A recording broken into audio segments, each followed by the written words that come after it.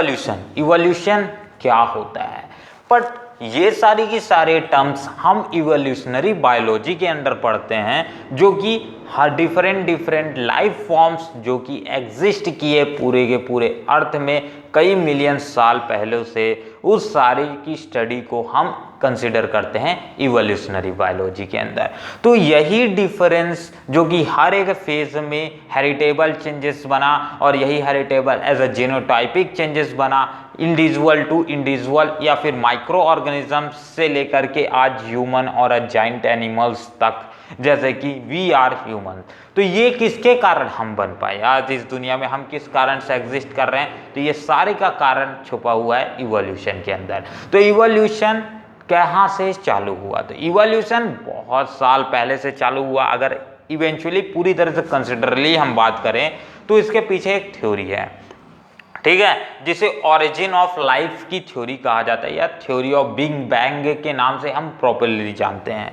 Theory of big bang जिसे एबे ने 1931 में प्रपोज किया था, इस थ्योरी के हिसाब से पूरी की पूरी गैलेक्सी में पहले कुछ नहीं था, सिर्फ और सिर्फ एनर्जी प्रेजेंट थी। अब उस एनर्जी के फट जाने से एज फ्यूजन हुआ, किसी के साथ टकराने के कारण वो ब्लास्ट हुआ। अब ब्लास्ट होने के कारण वो इतना तेजी से ब्लास्ट हुआ कि हमारे पूरे सोलार सिस्टम की क्रिएशन हुई, डिफरेंट प्लैनेट्स एंड सब प्लैनेट्स क्रिएट हुए, जैसे आज हम अर्थ एज अ प्लेनेट और हमारे अराउंड न्यू एज अ क्या सैटेलाइट जिसे हम बोलते हैं, मून्स को हम, ये सारे के सारे, और सेंटर में एक बड़ा सा न्यूक्लियस टाइप का क्रिएट हुआ एज अ सन। तो ये जब पूरी के पूरा बिग बैंग थ्योरी इन सारे फिनोमिनस को एक्सप्लेन करती है। अगर ओवरऑल बात की जाए तो बिग बैंग थ्योरी स्टार्ट होती है कि दैट जैसे ही पूरा का पूरा उस क्लाउड का फटा, ठीक है, उस क्लाउड जैसे ही एक्सप्लोज हुआ, तो एक्सप्लोजन के कारण डिफरेंट चार्जेस क्रिएट होने लगे। एक तो पहला एटम हाइड्रोजन के चारों ओर घूमना चालू कर दिए एक फिक्स्ड ऑर्बिट पे। बट ये सारा का सारा प्रोसेस, पूरा का पूरा प्रोसेस अब से 20 बिलियन साल पहले का है। बिग बैंग थ्योरी 20 बिलियन साल पहले हुई होगी इस हमारे गैलेक्सी में, गैलेक्सी जिसके कारण हमारा आज गंगा गैलेक्सी फॉर्मेशन हुआ, ठीक है, जिसे मिल्की वे गैलेक्सी भी बोला जाता है। तो ओवरऑल अब स्टोरी स्टार्ट करते हैं कि किस तरह से ओरिजिन हुआ लाइफ का। तो अभी शुरू से अभी करीब 4 बिलियन साल पहले अर्थ में कुछ नहीं था, ठीक, कुछ भी नहीं था। उससे पहले अर्थ में सिर्फ और सिर्फ मोल्टेन फेज था, चारों तरफ लावा ही लावा। तो वे सारी की सारी चीज़ें धीरे धीरे एटमॉस्फेरिक कंडीशन क्रिएट होने के कारण कूल होना चालू हुई। अब कूल होने के कारण डिफरेंट एलिमेंट्स की क्रिएशन हुआ, ठीक। अब जैसे जैसे मोल्टेन स्टेट है, जैसे मोल्टेन स्टेट है पूरा का पूरा अर्थ का, तो उसमें लावा है। लावा क्या, डिफरेंट गैसेस को फॉर्मेशन किया, जैसे मीथेन हो गया, एमोनिया हो गया, वाटर वेपर समहाउ फॉर्मेशन कर रहा था।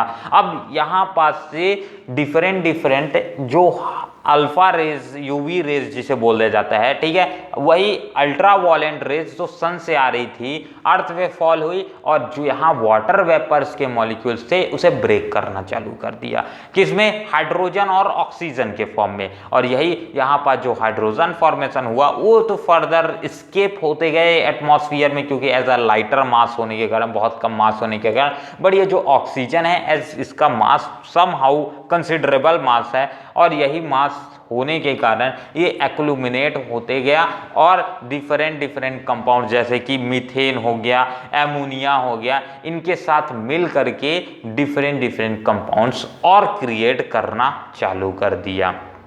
अब जिसके कारण क्लाउड्स क्रिएट हुए, ठीक है, क्लाउड्स क्रिएट हुए जिसके कारण क्या लिक्विड्स क्रिएट हुआ चारों तरफ। अब इसके कारण क्लाउड क्रिएट होने के कारण धीरे धीरे बरसना चालू कर दिए। अब बरसने के कारण, ठीक है, रेनिंग सिस्टम आया, रेनिंग सिस्टम के कारण चारों तरफ का लावा ठंडा होते गया। अब ये बारिश ना 1-2 साल तक नहीं हुई, कई मिलियन साल तक लगातार अर्थ में बारिश होते रही। इसी कारण आज हमारे चारों तरफ इतना बड़ा समुद्र है, ठीक है। ओवरऑल अब फर्दर यही ऑक्सीजन जो हमारे पास थे, तो कुल ये ये अमोनिया के साथ मिल गए या मीथेन के साथ मिल गए, या फिर इसके अलावा यही ऑक्सीजन के साथ कंबाइन करके अगर आप H2O को तोड़ोगे तो किसमें 2H में टूटेगा और एक O में टूटेगा, मतलब नेसेंट ऑक्सीजन बन रहा है। ये नेसेंट ऑक्सीजन दो और ऑक्सीजन के साथ जुड़ जाएगा तो क्या बन जाएगा, O3 बन जाएगा। O कम्स टू O3, हमारे पास O3 यानी ओजोन्स की फॉर्मेशन बन जाएगी। ठीक, अब ये ओजोन धीरे धीरे अर्थ का एक लेयर फॉर्मेशन करना चालू कर दिया। अब इस लेयर के कारण अर्थ में पूरा का पूरा एटमॉस्फेरिक कंडीशन क्रिएट होना चालू हो गया। अब एटमॉस्फेरिक कंडीशन जैसे ही क्रिएट हुआ, रेनिंग सिस्टम का रेनिंग सिस्टम आया और रेनिंग सिस्टम के कारण मोल्टेन लावा पूरी तरह से ठंडा होना चालू कर दिया, और ठंडा होने के कारण उसके ऊपर लेयर बाय लेयर वो एज अ लेयर क्रिएट होना चालू कर दी और एज सरफेस क्रिएट होना हुआ। ठीक, अब इसके बाद कई सालों तक ऐसा बारिश होते रहा, मैं बता चुका। उसी सही सालों में पूरा का पूरा अर्थ का स्ट्रक्चर ही चेंज हो गया।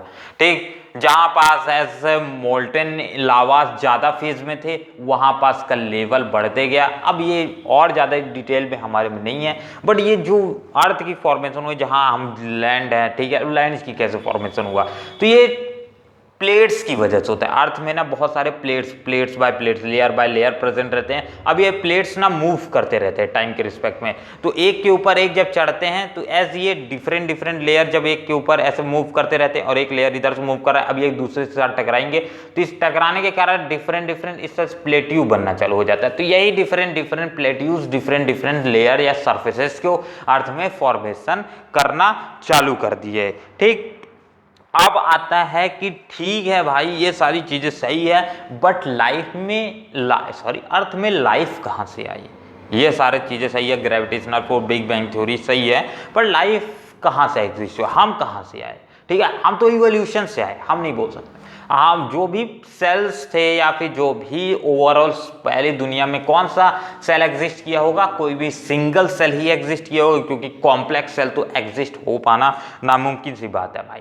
ठीक, कोई बोलेगा कि पहली दुनिया में पहला इंसान जन्म लिए, अब या फिर डायनासोर जन्म लिए, भाई अभी सेल बना नहीं, अभी लाइफ में कुछ एग्जिस्टेंस ही नहीं है। अब आप डायरेक्ट वहाँ एक कॉम्प्लेक्स ऑर्गेनिज्म को ला दो, बहुत हार्ड है। ठीक है, तो सबसे पहले करीब अब से 500 मिलियन सालों तक अर्थ में बारिश होती रही, कंडीशंस क्रिएट होती रही। फिर 500 मिलियन साल के बाद, मतलब अभी से करीब 4 बिलियन साल पहले अर्थ में पहला लिविंग सेल्स एग्जिस्ट किया होगा। वो भी कहाँ, समुद्र में। जहां वाटर है वहां लाइफ है। ठीक है, इसीलिए बोलते हैं पानी बचाओ जिंदगी बचाओ। ठीक है, अब क्योंकि जो भी ऑर्गेनिक सब्सटेंसेस थे, उन ऑर्गेनिक सब्सटेंसेस में कोई ना कोई ऑर्गेनिजम्स पहली बार एग्जिस्ट किया होगा केमिकली मॉडिफिकेशंस के थ्रू। और ये सारे के सारे जो भी थ्योरीज हैं, जो भी डिफरेंट साइंटिस्टों ने, थिंकर्स ने दिया है कि हाँ ऐसे लाइफ आई होगी, वो हम पढ़ेंगे नेक्स्ट लेक्चर पे। ठीक, तो ये सारे का सारा कहानी था इवोल्यूशन का। आई थिंक सो आपको वीडियो पसंद आया होगा, और मिलते हैं इसी के साथ अगले वीडियो पे, जहां हम स्टार्ट करेंगे व्हाट आर द प्रेडिक्शंस जो कि साइंटिस्टों ने मेड किया लाइफ की एग्जिस्टेंस को लेकर के अर्थ में। तो इस वीडियो के लिए फिलहाल इतना ही। जय हिंद, जय भारत।